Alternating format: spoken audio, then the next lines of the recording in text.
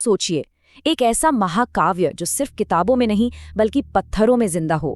हम बात कर रहे हैं श्रीलंका की धरती पर रामायण के उन अमिट निशानों की। आज की हमारी ये पड़ताल एक ऐसे ही गहरे रहस्य में उतरने वाली है जहां हजारों साल पुरानी एक कहानी और हमारी ये दुनिया आमने सामने आके खड़ी हो जाती है। श्रीलंका की इन पहाड़ियों पर आज भी भगवान राम के पदचिन्ह मौजूद हैं। वैज्ञानिक इसे प्राकृतिक बनावट कहते हैं, लेकिन रामायण का हर शब्द यहाँ सच साबित होता है। अब ये शब्द जो है ना, ये सिर्फ एक दावा नहीं है। यहीं से तो एक गहरे सवाल की, एक द्वंद्व की शुरुआत होती है। एक तरफ है अटूट अडिग आस्था और दूसरी तरफ है विज्ञान जो हर चीज को तर्क की कसौटी पर तौलता है। तो जरा सोचिए, क्या हो अगर कोई कहानी जो हजारों सालों से सुनाई जा रही हो वो सिर्फ एक कहानी ना हो? क्या हो अगर उसके सबूत, उसके निशान इसी धरती की चट्टानों पर, पत्थरों पर तराशे हुए मिले? बस यही एक सवाल है जो आज हमें इस बेहद रहस्यमयी सफर पर आगे लेकर जाने वाला है।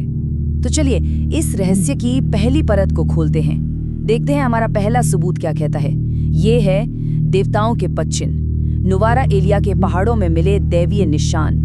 श्रीलंका में नुवारा एलिया की जो पहाड़ियां हैं, वहां कठोर चट्टानों के बीच कुछ अजीब और विशाल गड्ढे मिलते हैं, बिल्कुल वैसे जैसे किसी के बहुत बड़े पैरों के निशान हों।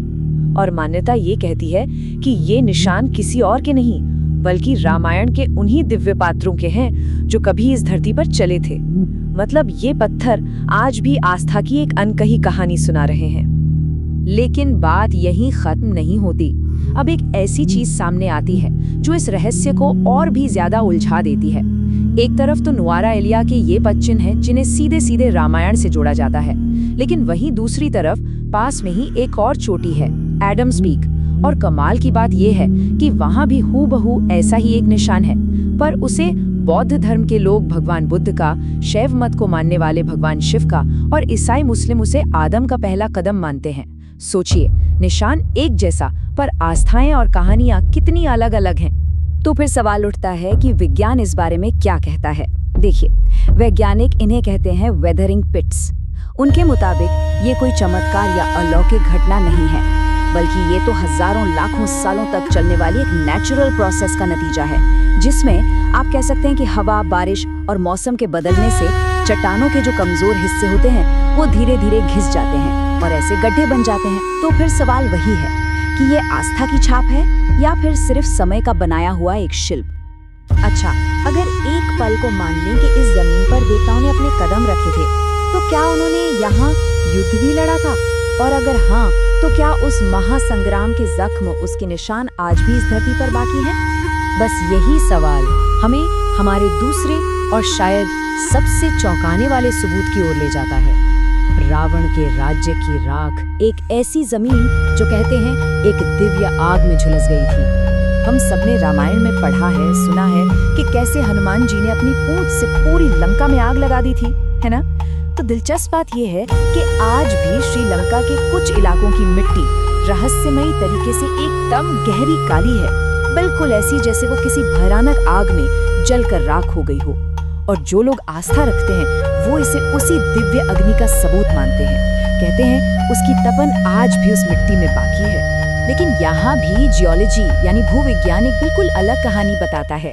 साइंस के हिसाब से इस मिट्टी को लैटेराइटिक सॉइल कहा जाता है। ये ट्रॉपिकल इलाकों की एक आम पहचान है। होता यह है कि हजारों साल तक जब भारी बारिश होती है तो वो मिट्टी के कुछ मिनरल्स को तो बहा कर ले जाती है, लेकिन पीछे छोड़ जाती है आयरन और एल्यूमिनियम के ऑक्साइड्स। और यही ऑक्साइड्स इस मिट्टी को उसका नेचुरल गहरा लाल या काला रंग देते हैं, जो देखने में बिल्कुल जली हुई राख जैसा लगता है। इस महागाथा में सिर्फ युद्ध और विनाश ही नहीं है, इसमें वियोग भी है, इंतजार भी है। तो क्या इस धरती पर सिर्फ जख्मों के ही निशान हैं या फिर दुख और प्रतीक्षा की भी कुछ सबूत मिलते हैं?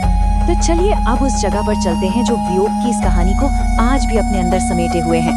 बात करते हैं सीता के निर्वासन उपवन की, यानी अशोक वाटिका की कहानी। ऐसी मान्यता है कि आज जिसे हम हगलामा बोटैनिकल गार्डन के नाम से जानते हैं, वही असल में प्राचीन अशोक वाटिका है। जी हाँ, वही खूबसूरत बाग जहाँ रावण ने माता सीता को बंदी बनाकर रखा था। और इस मान्यता के पीछे वजहें भी हैं। देखिए, आज यहाँ पर एक सीधा अम्मन मंदिर बना हुआ है। ठीक पास में एक झरना बहता है जिसके बारे में कहा जाता है कि माता सीता यहीं स्नान किया करती थीं। इतना ही नहीं, उस झरने के पास जो चट्टानें हैं उन पर गोल गोल गड्ढे हैं जिन्हें लोग हनुमान जी के पैरों के निशान मानते हैं। और सबसे बड़ी बात, इस जगह की जो खूबसूरती है वो महाकाव्य में अशोक वाटिका के वर्णन से बिल्कुल मेल खाती है। तो फिर इन सभी सबूतों, वैज्ञानिक तर्कों और सदियों पुरानी कहानियों के बाद हम आखिर पहुंचते कहाँ हैं? हम पहुंचते हैं एक अनसुलझी पहेली के मुहाने पर, एक ऐसी जगह जहां आस्था और धरती एक दूसरे में मिल जाते हैं। क्या ये सब कुछ प्रकृति की एक कारीगरी है या फिर परमात्मा के दस्तखत हैं? ये जियोलॉजिकल फैक्ट्स हैं या फिर एक पवित्र भूगोल की रचना?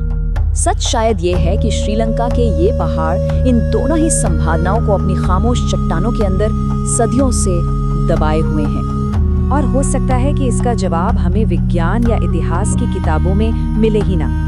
हो सकता है जवाब इस एहसास में छिपा हो कि करोड़ों लोगों के लिए ये सिर्फ घूमने फिरने की जगह नहीं है। नहीं, उनके लिए ये उस महाकाव्य से एक जिंदा रिश्ता है, एक जीता जागता कनेक्शन है जो उनकी आस्था की बुनियाद है।